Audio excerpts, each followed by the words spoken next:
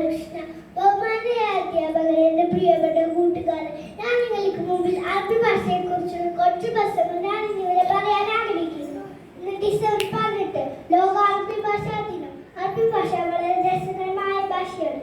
അത് ലോകത്തിൽ ഏറ്റവും പഴക്കമുള്ള ഭാഷകളിൽ ഒന്നാണ്. അത് ഖുർആനിന്റെ ഭാഷയാണ്, നബിയുടെ ഭാഷയാണ്, മാത്രമല്ല സ്വർഗത്തിലെ കൂടി ഭാഷയാണ്.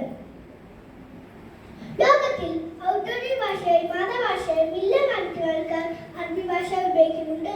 അറബി UN-ലെ 6 ഔദ്യോഗിക ഭാഷകളിൽ ഒന്നാണ്.